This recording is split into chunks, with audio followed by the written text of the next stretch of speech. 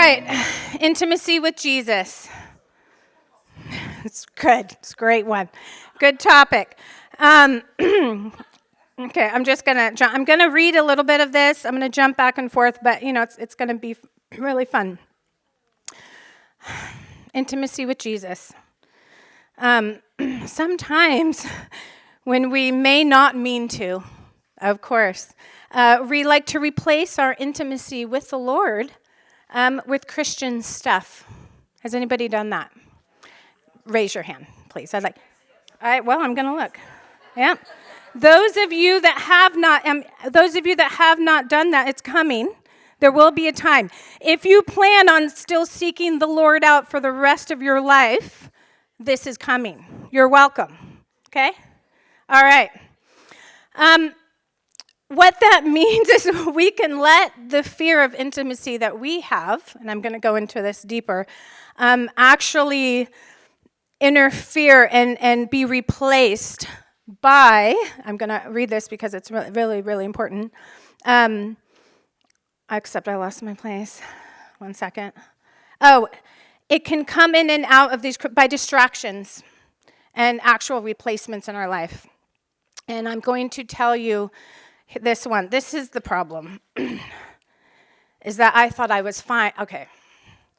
I knew I wasn't fine because of what I told you earlier, that the Lord literally disrupted my life. But then I felt that he wanted me to talk about this, and I thought this was really great for everybody.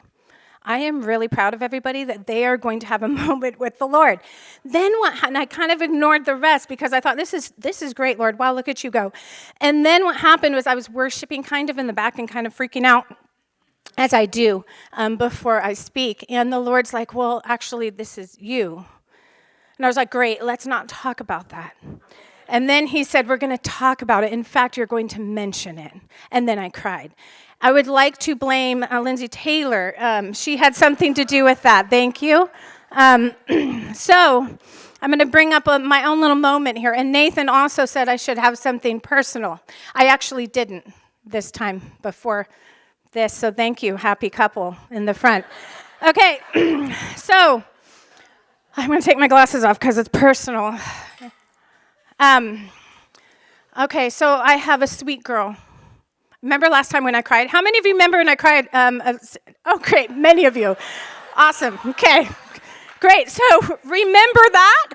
That's a little bit about this, okay? So I have a little girl named Valley. She's the cutest little thing ever. We adopted her. We had her brother, Bobby. We got him from the hospital at birth. Okay? Precious little thing. Thought we were going to keep him. We were one of those. Didn't think anything would change that little dream we had. Here's the little kicker. The Lord actually told us to get Valley. Bobby was the bonus. So I want you to remember that because, go Jesus. So then you fast forward where Bio Dad's doing great. Super proud of him, But what does that mean, right? And then in June, little Bobby got reunified, right? That was one of probably the most hardest. I've gone through some hard things. I could tell you some hard things. That was the hardest thing I've ever gone through, ever in life. And so I was really confused because I had all the questions. Like, why would you, this is a big one, probably billboard status and with lights, many, many lights. Why would you bring him to us to give him away? What part of, your plan is that? I had all the really good Christian answers in that because I'm a Christian and apparently trying to do the right thing. And went to him mostly, often about it. And just what started to unfold was Bio Dad actually trusting us. Maybe even liking us a tad, I think. I don't know. I had him today. I had him with us today, this afternoon. Because Bio Dad texted and said, hey, can you take him? And we said, of course we'll take him. And he, right before he was about to go, he was really tired, and he went to the door, and guess who he called for? Not me, sorry. His daddy. Sorry, that was really nice of you, thought of me. It was his daddy, and I thought, man, that's special, isn't it? that he actually gets to be with his dad, right? We would have him in a heartbeat, but he gets to be with his dad. But then the part that's related to this is because I really believe that the Lord brought that little boy into our life. I really believe that he has a plan for, bio dad, and who knows how far that can go. And I'm really, really open, really mostly 99.8% open to whatever that looks like. But it's the hardest thing that I've ever walked, ever in life. And the part that connects with something we're going to go into is that I realized he showed me, which was great.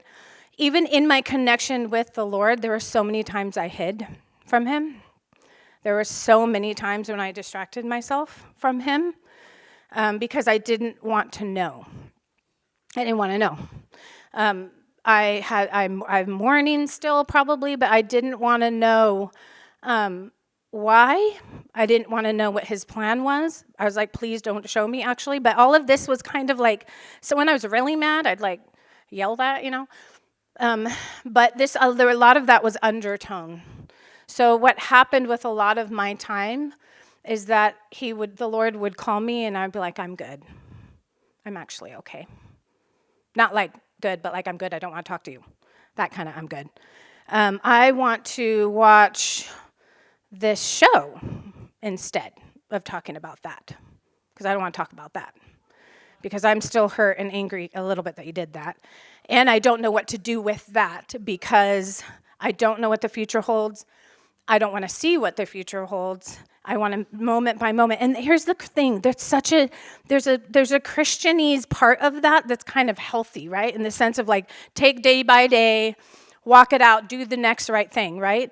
But the parts where I'm like, yeah, I'm good, I'm hurting, I'm good, because I can't do that right now, is where it gets a little bit weird, right? I definitely let distraction come in on purpose, not kind of on purpose. I definitely protected myself. I definitely walked in fear of knowing more, and anger a little bit of that. It's kind of, and it's a continued thing. I'm walking it out, but anyway, you're welcome. There's my personal story. Keep praying for me. It ends well. I know it always ends well, right? Are you guys okay? Do you need to take a deep breath? Okay, I'm working through it. You can pray for me. Can't see you anymore, but I'm working through it. We'll do this together, okay? So let's continue on, shall we? Did a little commercial break. I didn't totally cry. Did anybody recognize that, please? Thank you. Okay. So we're going to go into some examples because they're fun of maybe areas that you may be doing the same thing. Welcome. All right? And here's the thing, I have like 5 examples. You ask the Lord. You might have your own. Maybe he'll show you some that aren't this, and if it's this, it just gives improvement for ministry time at the end, okay? All right.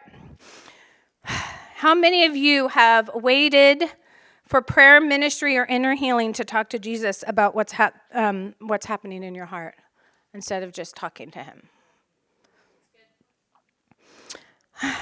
Waiting for corporate worship to spend time worshiping him, like we just did. Great job, Steve. You can clap for him. I mean, it is a good thing. Okay, he's back. So we wait for corporate worship to spend time worshiping him, but not worship throughout the week. This is my favorite. Listening to podcasts and reels instead of spending your own time in the Word. Right? I know, I really like that one. I may have done that once or twice. Oh, this is a good example too. Ready? Pursuing prophetic words in your life more than trusting him in the moment with what's going on right here. Because here's the thing with these things, it's like, these are good things. They're not bad things. Like, you should be worshiping corporately. You should be listening to the right person in reels and podcasts, right? There are like legit things that you should be doing, and it's awesome, but it's where we leave out the other part. It's where we leave out the intimacy part with him, right? And I have remember my Bible examples that we're not going to read? It's time for that now. One of them is with Abraham. Does anybody not know who Abraham is? Great. Okay. So the Lord, it's in Genesis. If you would like to write this down, Genesis 22, 1 through 19, if you'd like to read that at a future date, okay? But what it's about is Abraham, and the Lord, God, comes to him and says, I want you to sacrifice your son. Okay, and if you know the story, he literally told him step by step what to do, and he did it. He literally did it, right? And every time when the Lord said, it was amazing, it happened like 3 times, the Lord said, Abraham. I'm assuming he said it that way, I don't know. It looks really, really powerful. And every time he said, here I am, Lord. Every single time, here I am, Lord. And this is in the process of like, you're going to do this. Oh, and by the way, he was already told promises he was going to have. But he still trusted the Lord every step of that. Like, that is actually truth in the Bible. So we can't kind of make that go away that didn't happen. But I like to put myself in those positions. Like, how would I do in that? I'm pretty sure I wouldn't be like, here I am. I more would, what are you talking about? That must not have been you. Because you would never do that. You would never do that. That's my boy, right? He never did that. He never wavered. To the moment, people, you got to go read it. It's really good. To the moment, he didn't waver. Like, he knew who God is. He knew it, and so he didn't waver in it, right? He trusted him. I need to grow in that, okay? The second one is about the sisters, I like to call them. It's actually about Lazarus when he died. But in John 11, you guys, can you hear me? 11, 1 through 44. That's why we didn't read it. 1 through 44. Good job, guys, writing that down. Okay, this one, Lazarus, right? The sisters, Mary and Martha. Let's just call them the sisters because it's more fun. So their brother is like dying, right? He's super, super sick. And they send word, Jesus, because they know who Jesus is. Hey, the one you love is ill. I cannot see you. It's driving me insane. The one you love is ill. You got to come. And he's like, oh, yeah, I'm going to go ahead and wait a few days. Right? It's a great story if you read it. I'm going to go ahead and wait a few days, right? They don't know what's happening. Obviously, we read it, so we know what's happening. They don't know what's happening. They're just like, okay, like he didn't show up.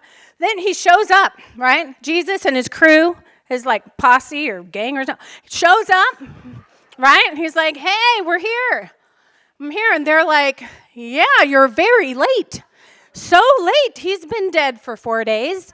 And by the way, we actually sent word, not sure if you got that, and you're Jesus, so you actually could have healed him. I'm sure they're a little bit more like emotional. If you watch The Chosen, it was really, really sad. I'm making it less sad, but it was like a lot, right? And they're like, hey, like, could have come sooner, wouldn't have had to die, you're the man, okay? But again, they didn't they knew who he was. You guys, they knew who he was. So, they didn't, reading that, I don't think they wavered in it. It's just, and they didn't understand the whole story, but it's they knew who Jesus was, that okay, he loves our brother. This is going to work out in the end, even though it didn't look like how they expected it to look. He didn't walk how they expected him to walk. He didn't come in the expectation they thought. Does that make sense? But they didn't waver in that, And it's I struggle with this. I struggle with the wavering, okay? And so I want us to look at that because it's we have these systems Christian systems that we step into, right? Because we're Christians. And there are a lot of them, right? And they're really great. But where do they kind of even replace that intimacy with him, right? Like even our identities, like we have these identities, we're going after it, but sometimes we can even be so pursuing that identity that we lose track of the relationship along the way, right? And we don't even mean to. I'm not saying we mean to do any of this stuff. We don't. It's kind of that subconscious thing that we just get stuck in a little bit. Like how many of you done that where you're just pursuing the things of God and then you kind of pause and like, whoa, I actually haven't talked to him in a while. Do you know what I'm saying? It doesn't mean you don't love him. It doesn't mean you're not trying to be a Christian. It's just these things happen. And the only problem with those things is it gives so much room to kind of separate more, right? It puts more and more separation in that when we don't kind of wake up to that, right? And so these practical things would be like, as examples, would be like, you do your inner healing session and you spend time with the Lord throughout. So it's like, Lord, I'm struggling, struggle bus right now. I'm pursuing you in this. I don't have all the right answers because the truth is when you're like in the depths of despair like that, it's crazy up in here, right? And in your heart. And like you can't always find the answers. I'm not saying to seek them on your own. I'm saying, Lord, but I see you. I hear you. I know that you're going to bring freedom to me and I want to connect with you through it. Right? It's like both. It's like, I want this healing, but man, will you walk with me? You know, I'm going to worship you. It's like kind of like I'm going to worship you even if I don't feel you. You know, those things. Okay? Worshiping him at church. There's something amazing and beautiful about corporate worship, and we need to do that, and it's really important, and it's wonderful. But like, man, do we worship him at home? You know, in that intimate place, just him and us. You know what I mean? Where we actually just get to pour out our love on him, you know, like without all the people, you know? And I'm telling you, I've had some amazing encounters with the Lord in my room on the floor. You know what I mean? It's like really massive. And the prophetic word thing, it is something to be excited about. Right? When we hear from the Lord, and this is what you're doing, and actually this is who you are, and this is where you're going, this is how you're going to impact the world. And, you know, I've told people before, which is my favorite, and it doesn't happen all the time, like you're going to literally walk and grab people straight from hell and pull them out and bring them freedom. Like that's who you're called to be. That's an amazing thing to hear. And it's an amazing thing to kind of strive for and go after and pray about and seek the Lord about and ask your leaders about and like, help me walk me through this to get to that point, right? But I'm here. I'm not there. So Lord, what do you want me to do here? What is my responsibility here? Right? How do I just simply love the person in front of me here? Right? Because it's so hard sometimes. And let me tell you, there's some comfort in looking ahead because that in itself is such a distraction because we don't have to worry about the things now. Right? And it's like, I want to do better at this stuff. I want to do better at going to him more, like in those intimate moments. Going to him, it's so hard, like for me, like part of my depths of despair, this is how it looks for me sometimes, is I'm just a judger, you know? I'm just a judger. And like for me, it's like, I will judge someone, they would do something I don't like. Just simply that, right? They would do something I don't like and I get so mad and I can't get over it. I can't get over it. This is where, I'll tell you in a minute what the Lord did, which was really, really great. I can't get over it and I'm just angry, whatever. But like I can forgive my mom that abandoned me when I was 3, right? That massive, huge thing that affected my entire existence of life to this point. I could not hate, but like I get mad at someone who just said something wrong and it's like, yep, I don't like you. I don't like you. And if she says something one more time, you know, the whole like, I'm not going to like you again. See, I told you, you know? But I forgave that. So it's like in the moment, like what are we letting stuff, like how are we letting stuff, what's our Christianity look like where it's like we actually get to tip and decide which way we're going to flow that day. You know what I mean? Like what we're going to do. Is this going to be a big deal today or is this going to be a big deal? What's going to be a big deal, right? And I I joke a lot. You know I do. I hope you know I do. I love the Lord so much. And there in my life, there are so many ways where literally he saved me. I can pinpoint where he saved me. But part of my struggle is that he saved me, and it's amazing, but I don't trust the people in front of me. I trust him. I know that sounds weird to say that, but like in my brain, it's like, oh man, I'll trust you. You literally saved me, but I can't trust the person in front of me. They're going to let me down, and I'm on watch. Because when I was alone in my childhood, thanks a lot, Lisa Kelly. When I was alone in my childhood, this is big inner healing, great. Alone in my childhood, I was literally by myself. I had to defend myself, protect myself, and I have a twin sister, great. And how just the twisted way that like Satan just whispers in and you just adapt to life that way. Right? And like, man, he just like blew my mind with these things of like, oh my gosh, I have been doing this my entire life. And guess what's really awesome, cool, not awesome about it is that it totally ties into the thing of how I kind of hate people all the time. You know, strong word, dislike them very greatly, like all the time. And do you know what I mean? It's like, and you know, when you have those things like, I can't get over this, man, help me get over this because this is stupid and I'm a Christian and what am I doing, you know? And it just all makes sense. And I'm still in the mess. That's why I'm talking about it. I still have to go back and see Lisa Kelly because I'm messy. I'm not crying, but I'm messy. But it's like, man, maybe we all have a little something.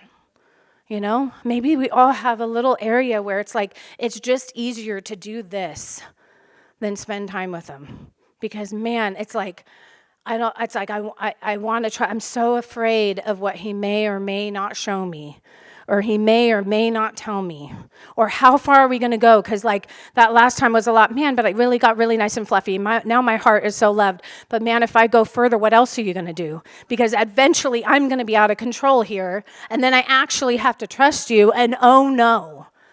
Where are you going to bring me? Because if you're the God Almighty that can do everything, and I have no control where you're taking me. I know where people took me that I also didn't have control of, but they're people. You're God. Where are you going to take me where I'm going to be uncomfortable and I'm going to literally feel like, because of my past, that I'm going to have to defend on myself? Because I don't fully know who you are. I'm reading my Bible and there's these people, but honestly, it's a Bible and these people. No offense to either one. But like, there's wiggle room in there, people, for trusting. Maybe you're not right all the time. You know what I mean? Just like all the things that you do when you're terrified of intimacy. Again. Right? Gosh, blast. Okay, put my glasses back on. Sorry. Does this make sense? Great. Okay. Okay, quiet. I'm going to take sorry. Jeez, I need those things with the line where I can like, bifocus. Okay. Rachie, where you at, girl? Lady, come on up. Okay, so she knew I was probably going to do this. I lasted longer than I thought, okay? So let's just be thankful for that. Is he revealing anything to you in your heart? He has since I've been up here. You're welcome. Is he showing you any area where maybe that fear of intimacy is getting in the way of that relationship with him? Or maybe even other pursuits of him, guys, kind of becomes a new distraction, right? Like, I mean, okay, I'm going to throw this one in there because it's fun. But like, dating can do that. The person that, I'm just an example, you know, the person that the Lord brings to you could become that unhealthy distraction because of that fear of intimacy, right? Of with the Lord. And like, do you know what I mean? It's like so many things that even the Lord can bring can just you know, with our fear and the enemies that are like, no, can just pull you away. So subtle. It's kind of like what Steve says all the time, which is great, is like, you know, it's just one kind of little subtle decision at a time, and then suddenly you're way over here, and you're like, how did I get over here? Like, what happened? We were so tight, like, what happened to that? Now I'm like totally lost. I don't even, like, where are you, God? It's like, well, I've been here the whole time. You just walk that way, one little thing at a time. Like having Bobby is the coolest thing from the Lord. And so many of that,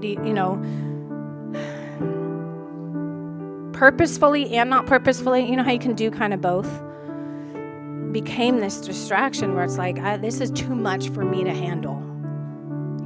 Too much, too close, maybe. And I just pulled away or put other things in its place.